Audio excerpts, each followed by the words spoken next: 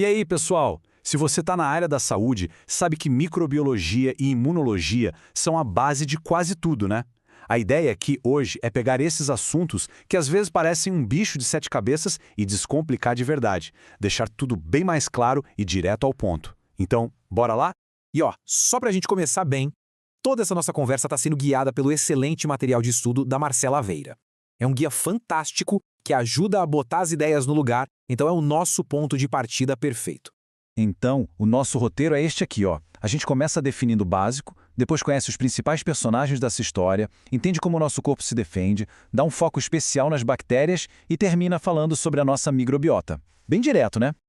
Ok, vamos começar do começo, né? Definindo os dois campos de estudo. Parece óbvio, mas entender direitinho a diferença entre um e o outro é o que vai fazer tudo fazer sentido lá na frente. A microbiologia, então, ela olha para quem? Para os agentes, para os micro-organismos. Pensa que é a ciência que vai identificar e entender quem são os invasores, como eles funcionam, o que eles fazem, é o estudo do inimigo, por assim dizer. Já a imunologia, bom, a imunologia é o outro lado da moeda. Ela não tá nem aí pro invasor em si, ela quer saber da nossa resposta a ele. É o estudo do nosso exército interno, de como o nosso corpo se defende. Sacou a diferença? Micro estuda o agente, imuno estuda a defesa.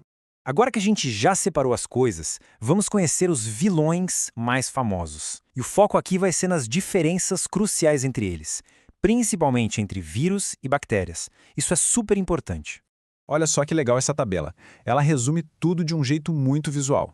Repara bem, a bactéria é procarionte e tem seu próprio metabolismo, se vira sozinha. O fungo já é eucarionte, mais complexo. E o vírus?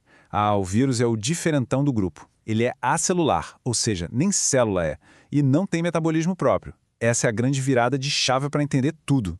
E aqui está o pulo do gato. Bactérias são seres vivos. Ponto. São células completas que comem, respiram, se reproduzem sozinhas. Já os vírus, tecnicamente nem vivos eles são. Eles são como piratas do mundo micro. Precisam invadir as nossas células e usar a nossa máquina para conseguir se replicar. Por isso são chamados de parasitas intracelulares obrigatórios. Certo, já conhecemos um pouco dos invasores. Mas e a gente? Como é que o nosso corpo reage a tudo isso? Agora, a gente vai falar do nosso sistema de defesa, que é simplesmente incrível. Pensa no nosso sistema imune como se tivesse dois níveis de segurança. O primeiro é a imunidade inata. É a nossa linha de frente, rápida, meio bruta, não específica. É a pele, a inflamação, ela ataca qualquer coisa que pareça estranha sem perguntar o nome. Mas, se o invasor consegue passar por essa barreira, aí a gente chama a tropa de elite, a imunidade adaptativa. Essa sim, é especializada. Ela tem os linfócitos B e T que não só combatem aquele invasor específico, mas o mais genial, eles criam uma memória. Assim, se o mesmo inimigo voltar, a resposta é esmagadoramente mais rápida e forte. Agora, vamos mergulhar um pouco mais fundo no mundo das bactérias. Elas são super importantes em diagnósticos, tratamentos, então entender a estrutura delas é fundamental para qualquer profissional de saúde. Como a gente viu, bactéria procarionte. O que isso quer dizer na prática? Que o DNA dela, que é circular, fica todo solto no citoplasma. É uma bagunça organizada. Já as nossas células, que são eucariontes, são tipo uma biblioteca. O DNA é linear, fica todo empacotadinho em cromossomos e guardado em segurança dentro de um núcleo. E aqui a gente tem o kit de sobrevivência da bactéria. A parede celular, que dá forma e proteção. A cápsula, que é tipo um escudo invisível contra as nossas células de defesa. Os esporos, que são modo de hibernação para aguentar condições extremas. E o plasmídio. O plasmídio é tipo um pendrive de DNA, um material genético extra que pode carregar superpoderes, como a resistência a antibióticos. A identificação delas começa pela forma, pelo visual. É bem simples. Se parece uma bolinha, é um coco. Se parece um bastãozinho, é um bacilo. E se é em formato de espiral, bom, aí é um espirilo. Simples, né? Mas super importante para classificar. E elas não andam sozinhas. O jeito que elas se agrupam também diz muito sobre quem elas são. Por exemplo, se os cocos se juntam em filinha formando uma corrente, a gente chama de estreptococos.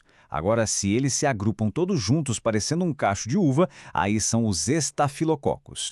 Ok, com tantas formas e arranjos, como é que a gente consegue diferenciar uma da outra lá no laboratório, na prática? A resposta está numa das técnicas mais clássicas e, sério, mais geniais da microbiologia. Essa técnica é a coloração de Gram. Basicamente, a gente pinta as bactérias. Primeiro, joga um corante roxo. Depois, um fixador. Aí a gente tenta lavar tudo com álcool. E, por fim, joga um segundo corante, um rosa. Dependendo da estrutura da parede celular da bactéria, ela vai segurar a primeira cor ou vai acabar pegando a segunda. E o resultado disso divide as bactérias em dois grupões. As gram-positivas, que têm uma parede celular bem grossa de péptido glicano, seguram o corante roxo e ficam roxas. Já as gram-negativas têm a parede fininha, perdem o roxo na lavagem e acabam pegando a segunda cor, ficando rosadas. E a grande sacada aqui é que as gram-negativas têm uma membrana a mais por fora com uma molécula chamada LPS, uma endotoxina superpotente que pode causar uma resposta inflamatória gigantesca no nosso corpo.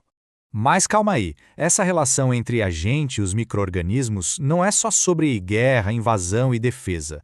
Na verdade, é muito mais complexo. A gente vive num verdadeiro ecossistema. E é aqui que entra a nossa microbiota nativa. Pensa nela como os moradores do bem. São trilhões de micro-organismos que vivem no nosso corpo em harmonia. E eles são nossos aliados. Eles ocupam espaço, comem nutrientes e, com isso, não deixam sobrar nada para os patógenos que querem causar doença. Eles são parte da nossa defesa. E para a gente fechar com chave de ouro, uma dica para nunca mais esquecer, principalmente na hora da prova, não confunda plasmídio com LPS. Pensa assim, plasmídio é informação, é o pendrive de DNA com o gene de resistência. LPS é estrutura, é o tijolo tóxico na parede das gram-negativas. Um é software, o outro é hardware. Fechada? Isso tudo deixa a gente com uma pergunta para o futuro, né? Se cada um de nós é um ecossistema único, com uma microbiota única, o que vai acontecer quando a gente conseguir analisar e até manipular essa microbiota para tratar e prevenir doenças? Esse, com certeza, é um dos caminhos mais fascinantes da medicina do futuro.